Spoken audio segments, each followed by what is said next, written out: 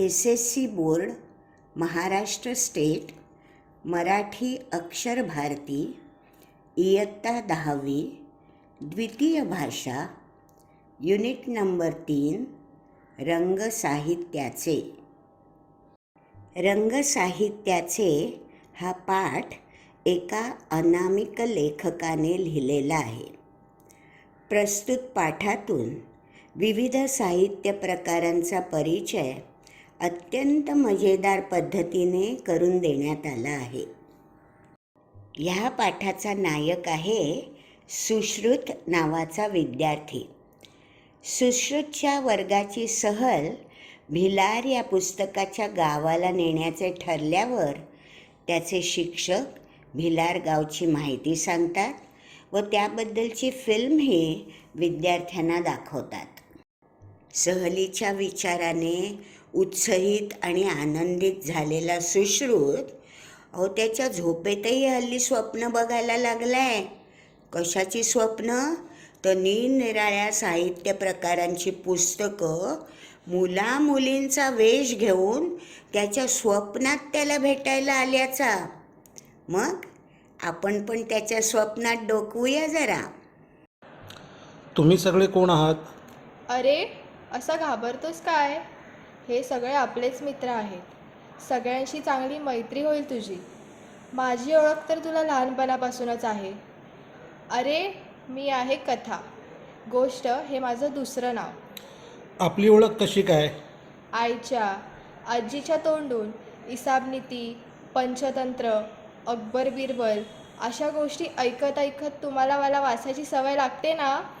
हो, आता आठवलं. आजी मला नेहमी कोल्हा, उंदीर, ससा, कासव यांच्या गोष्टी सांगायची. बरं का सुश्रुत? आकर्षक सुरुवात आणि परिणामकारक शेवट ही माझी वैशिष्ट्ये. तुझे काही प्रकार असतात का? कारण आज मराठीच्या मॅडम म्हणाल्या आपण साहस कथा शिकूया. अगदी बरोबर. परीकथा, बोधकथा, विज्ञान कथा, ऐतिहासिक कथा हे माझे अनेक प्रकार आहेत. शिवाय नाटक, मालिका, चित्रपट या सर्व ललित कथांचा पाया म्हणजे मी. मूळ कथा दर्जेदार आल्याशिवाय कोणतीही कलाकृती उत्तम होऊ शकत नाही. एवढेच नाही तर उत्तम निवेदन तंत्रामुळे मी खुलत जाते, रंगत जाते. किंबहुना उत्तम निवेदन तंत्राचा वापर हे माझं यशाचे रहस्य. तुला निर्माण करणाऱ्या लेखकाची नाव मला सांग ना.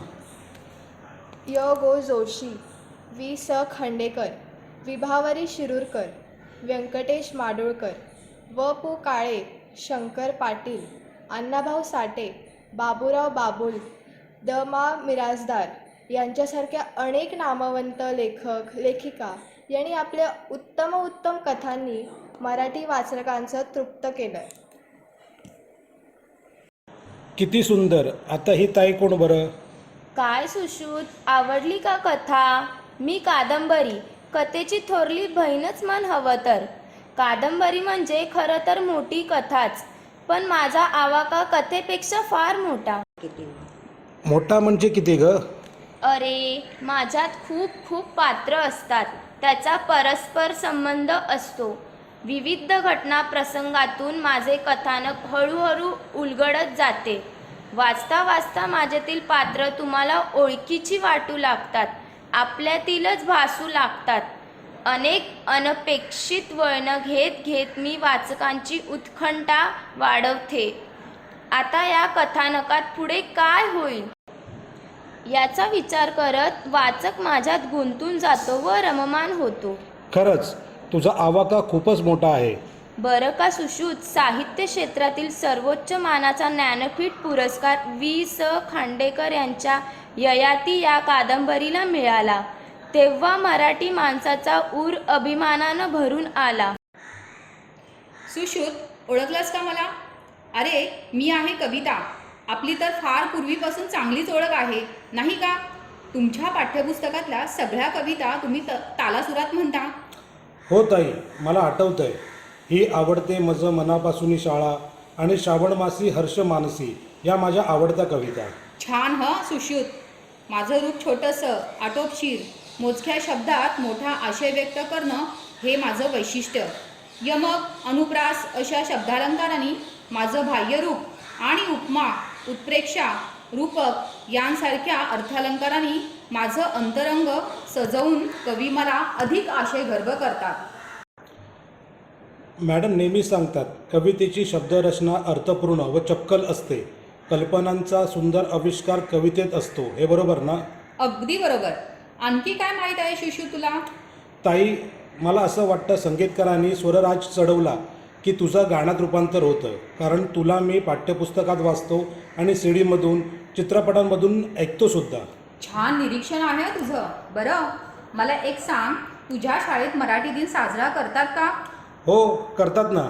कोणत्या तारखेला करतात? 27 फेब्रुवारीला. अगदी बरोबर. तो त्यात कुठे आलीस अगदी बरोबरमध्ये? अगदी बरोबर. तो कोणाचा जन्मदिवस आहे माहीत आहे तुला? नाही ग. नटसम्राट नाटकाचे लेखक वि.वा. शिरवाडकर म्हणजेच कविवर्य कुसुमाग्रज यांचा. खरंच?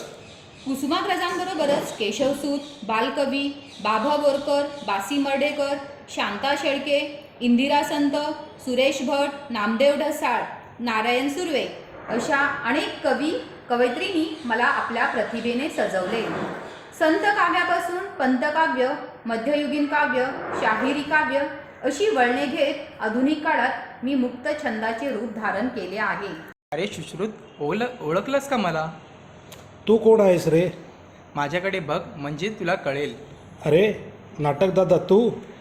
पात्ररचना, सुरसुरीत संवाद आणि नाट्यमय घटना व प्रसंग यामुळे मी मराठी माणसाच्या हृदयात आढळ स्थान प्राप्त करतो. तुला माहिती आहे, माझ्या रंगमंचावर सादरीकरण होणार आहे. याचेच भान ठेवूनच नाटककार माझी मांडणी करतो. वाचनीय अनप्रेक्षणीय व्हावं अशी त्याची अपेक्षा असते. मी कालच एक धमाल बालनाट्य बघितलं. त्याचं दिग्दर्शन उत्तम होतं असे बाबा म्हणाले.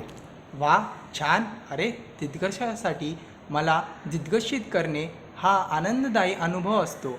मराठी भाषेत गोविंद बल्लाळ देव, श्रीपाद कोलटकर, राम गणेश गडकरी, पु ल देशपांडे, वसंत कानेटकर, मधुसूदन कालेलकर, प्र के आत्रे अशा दिग्गज लेखकांनी मला समर्थपणे हाताळले. ए सुश्रुत, शुक शुक, इकडे बघ. कोण बोलवत आहे मला? अरे मी चरित्र. मी एखाद्या थोर व्यक्तिमत्वाच्या व्यक्तीचा लेखकावर प्रभाव पाडतो आणि त्यातून त्याच्या आयुष्याची गाथा लिहिण्याची प्रेरणा लेखकाला मिळते. त्यातूनच मी जन्माला येतो. मॅडम नेहमी म्हणतात की थोरांची चरित्र सामान्यांना प्रेरणा देतात म्हणून. अगदी बरोबर. कारण मी असतोच पोलीस संघर्षमय, कर्तृत्वान आणि संधीचे सुवर्ण संधीत रूपांतर करणार. म्हणूनच सामान्य लोकांची मतं माझ्या सहवासात बदलतात. बाबासाहेब पुरंदरे, धनंजय गाडगीळ, भा द खेर, रणजित देसाई अशा अनेक प्रसिद्ध लेखकांनी मला हाताळले. वा, सर्व ताईदादांनी मला किती माहिती दिली. आता हा कोणता दादा बरं? मी आत्मचरित्र, चरित्राच्याच कुटुंबातील लेख. चरित्र म्हणजे एखाद्या व्यक्तीच्या आयुष्याचं लेखकानं केलेलं वर्णन. तर मी म्हणजे व्यक्तीने स्वतःच्या जीवनप्रवासाचं तटस्थपणे केलेले वर्णन. माझ्या आयुष्यात आलेल्या विविध टप्प्यांचे, वळणांचे, भल्याबुऱ्या अनुभवांचे कथन मी तटस्थपणे करतो. त्यातून मी साकारला जातो. स्वातंत्र्यवीर सावरकर, सुनीता देशपांडे, माधवी देसाई, डॉक्टर जयंत नार्लीकर, डॉक्टर प्रकाश आमटे, मल्लिका अमरशेख, दया पवार, विश्राम बेडेकर, लक्ष्मण गायकवाड हे माझे गाजलेले लेखक. अरे, सर्वात शेवटी तो कोणता दादा उभा आहे आणि तो माझ्याशी बोलणार नाही का? का नाही बोलणार? जरूर बोलेल. अरे, मीच तुला घरी बसून दूरच्या गावी देशी पोचणार ना. म्हणजे? आणि ते कसं काय? माझं ते कार्यच आहे. एखाद्या ठिकाणी प्रवास करून आल्यानंतर प्रवासाची प्रेक्षणिक ठिकाणाची रोचक मुद्देसुद्धा आणि जशीच्या तशी माहिती वाचकपर्यंत पोहोचवतो. ही माहिती रताळ कंटाळवाणी न होऊन देता रंजक पद्धतीनं मनोवेधक भाषेत मांडण हे लेखकाचं कसब. लेखक त्या ठिकाणाच्या माहितीबरोबर स्वतःचे अनुभव, भावना, निसर्ग सौंदर्य, व्यक्तिविशेषांच्याही सुरेख मांडणी करतो. म्हणजे ना तिकीट, ना विजा, ना बस, ना विमान, मी कुठेही जाऊ शकतो. सर्व ठिकाणांना भेट द्यायला तुझ्या माध्यमातून. अगदी बरोबर. आणि हेच माझं वैशिष्ट्य म्हणून मला गंगाधर गाडगीळ, रा. बी. जोशी, पु. ल. देशपांडे, रमेश मंत्री, मीना प्रभू अशा मोठे लेखकांनी आपलंच करून प्रसिद्ध केले. किती छान आहात तुम्ही सगळेजण. तुमच्याशी मैत्री करायला खूप आवडेल मला. तुमच्यासारख्या निस्वार्थी मित्रांमुळे माझं मनोरंजनही होईल, ज्ञानही वाढेल आणि त्यामुळे माझं लेखनही सुधारेल. आणि सगळ्यांना महत्त्वाचे म्हणजे आम्ही तुला कधीच सोडून जाणार नाही. साहित्याचे रंग विविध हे भुलविती साऱ्या रसिक जना. इंद्रधनु ते सप्तरंगी जसे सुशोभित करते गगना. धन्य मुची माय मराठी, धन्य साहित्य संपदा. वाचू आनंदे लिहूने माने, वाङ्मय रसात न्हाऊ सदा.